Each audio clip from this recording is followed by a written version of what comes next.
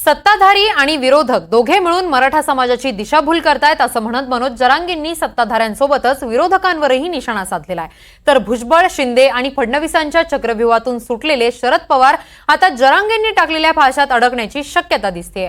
मराठा आरक्षणावरून सुरू झालेल्या राजकीय वादात नेमकं काय काय घडतंय पाहूयात या रिपोर्टमधून। आमचा जीव आरक्षणात आणि त्यांचा जीव खुर्चीत सहज कळतं लोकांना। विरोधक आणि सत्ताधारी कसे उल्लू बनित जनतेला। शरद पवार साहेब, उद्धव ठाकरे साहेब आणि नाना पटोले साहेब यांनी स्पष्ट भूमिका करावी।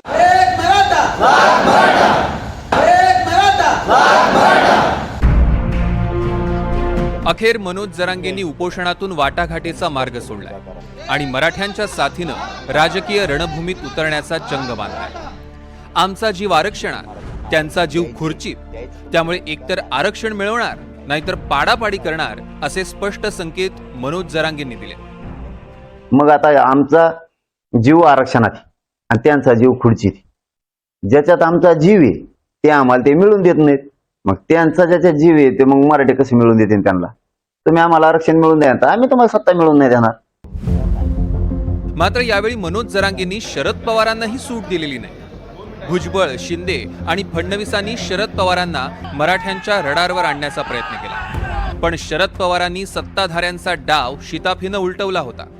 आता स्वतः जरांगेंनीच शरद पवार आणि उद्धव ठाकरेंना आपली भूमिका स्पष्ट करण्याची मागणी केली आहे। शरद पवार साहेब, उद्धव ठाकरे साहेब आणि नाना पटोले साहेब यांनी स्पष्ट भूमिका करावी। सगळे सोयऱ्यांचा शब्द नाही ऐकला मी, ती क्लिप मी ऐकलो स्वतः। त्यांनी स्पष्ट भूमिका करावी। ओबीसीतून मराठ्यांना आरक्षण द्यायचंय म्हणते त्या, तर तुमची भूमिका काय? मराठा आरक्षणासंदर्भात मतभेद असण्याचं कारण नाही असं म्हणत शरद पवारांनी चर्चेची तयारी दाखवली, पण पुन्हा एक अटही आडवी घातली। ती अट होती, जरांगे, भुजबळ, हाके आणि आम्हाला चर्चेला बोलवा।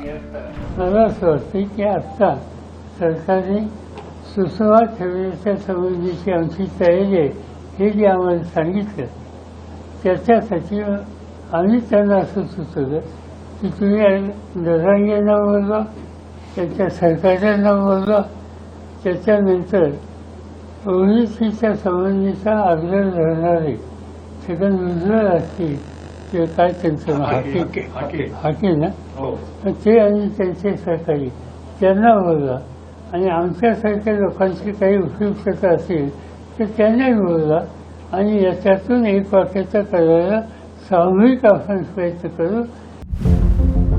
दरम्यान पवारांच्या मागणीवर मनोज जरांगेंनी नाराजी व्यक्त केली आहे। मराठा आरक्षणाबाबत सर्वच नेते दिशाभूल करत असल्याची टीका जरांगेंनी केली आहे। आता लोकांना सहज कळतंय, सहज म्हणतोय मी, सहज कळतंय आपल्याला कोण उल्लू बनायला लागलं। येऊ नये त्यांनी पार डोंगरावर दगडावर बसव एका जाऊन आणि सुरू करा मोठ्या मोठ्या आरडू।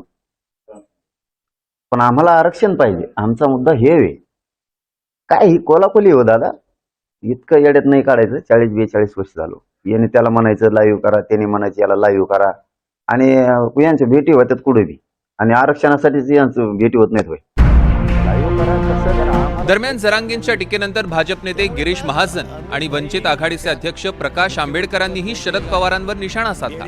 आम्ही गुपचूप कुठलंही काम करत नाही, लपून छपून काम करत नाही। जी आमची जाहीर भूमिका पहिल्या दिवसापासून होती ती सरकारची भूमिका आजही कायम आहे, आणि त्यामुळे कुणी कुणावर आरोप करता कामा नये। शरद पवारांनी पुढाकार घ्यावा। शरद पवार साहेबांना मुख्यमंत्री म्हणालेले आहेत, बाकी जण त्यांना म्हणतायत, पण त्यांनी पुढाकार घ्यावा ना। एक तर आपल्या कारकिर्दीमध्ये काहीच केलं नाही, आपण इतक्या वर्ष मुख्यमंत्री होतो, राज्यामध्ये आपलं सरकार होतं, त्यावेळेला आपण कधी मराठा आरक्षणाचा मग पण उच्चारलेला नाही। माझं म्हणणं आहे हे पळवाट आहेत। तुम्ही राजकीय पक्ष आहात, मुख्यमंत्रीपद भोगलेलं आहे, डेअरिंग पाहिजे, समाजाच्या हिताचं काही आहे त्याचा निर्णय घेण्याचं।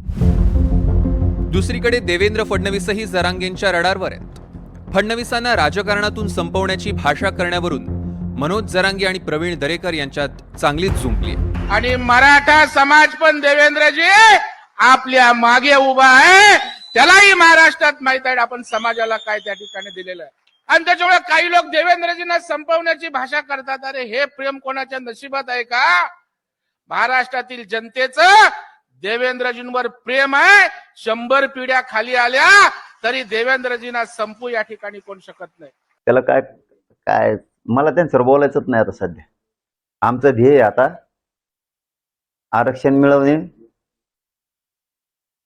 किंवा पाडापाडी करणे. त्यावेळेस त्यांना कळण हे अवघड असतं. मग एक तर बरं का, हे त्यांच्या आजूबाजूचे आहेत ना, हे त्यांना एक नीट समजून सांगत नाही, कारण त्यांच्या मागे काम बी असू शकतं, त्यामुळे बघायला मिळत नसतं. मराठा आरक्षणासाठी जरांगेंनी सत्ताधाऱ्यांसोबतच विरोधकांनाही अंगावर घेण्याची तयारी दाखवली आहे. जरांगेंनी आगामी विधानसभा निवडणुकीत उतरण्याची तयारी सुरू केली आहे. मराठा समाजही एकजुटीनं जरांगेंच्या पाठीशी उभा राहील असा अंदाज आहे. त्यामुळे सत्ताधारी आणि विरोधकांची भूमिका काय असेल हे पाहणं महत्त्वाचं ठरणार आहे. Bureau report, NDTV Marathi.